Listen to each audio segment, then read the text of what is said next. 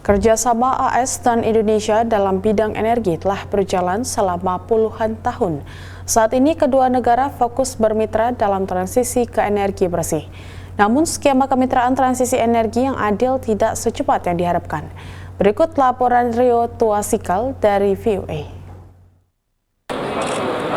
Ketika diluncurkan pada 2022, skema kemitraan transisi energi yang adil atau JETP membawa optimisme bagi Indonesia.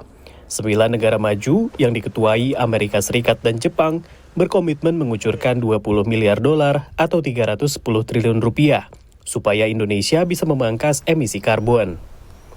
Indonesia adalah penyumbang emisi terbesar kelima di dunia. Pemerintah menyatakan butuh sekitar 100 miliar dolar AS guna mengurangi 43,2% emisi pada 2030 dengan bantuan internasional.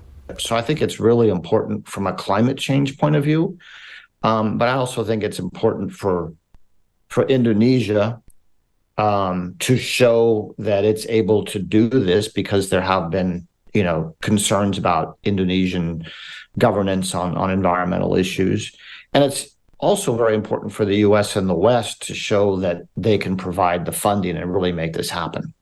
2 tahun negosiasi, Indonesia telah menyusun rencana kebijakan dan investasi komprehensif atau CIPP yang berisi sekitar 400 proyek yang siap didanai.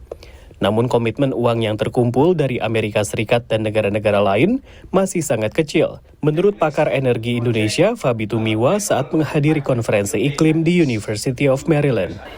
Totalnya kalau nggak salah mencapai 700 juta ya dari proyek pipeline yang siap didanai. Nah sementara kalau kita lihat total dari CIPP, investasi yang dibutuhkan mencapai 97 miliar dolar. Jadi memang masih kurang dari 1% mungkin ya. Meski tidak secepat harapan, dia menilai skema JETP masih berada pada jalurnya. Per Juli 2024, Amerika Serikat menyetujui kucuran dana 1 miliar dolar atau 16 triliun rupiah untuk mendanai sejumlah proyek transisi energi di Indonesia. Salah satunya adalah pembangkit listrik tenaga panas bumi Ijen di Jawa Timur. Namun untuk mempercepat pembiayaan proyek-proyek lainnya, Indonesia perlu menyelaraskan regulasi terkait listrik dan energi. Di antaranya adalah merelaksasi aturan tingkat komponen dalam negeri atau TKDN yang telah diberlakukan pemerintah Indonesia pada Agustus.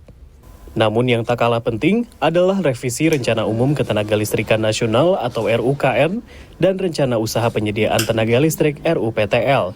Menurut pengamat energi Putra Adiguna dalam konferensi iklim di University of Maryland. Seperti apa keseriusan Indonesia dalam merevisi RUPTL? Yang perlu dicatat adalah merevisi target RUPTL dalam 10 tahun ke depan penting, tetapi jangan lupa bahwa target near term-nya juga lebih penting.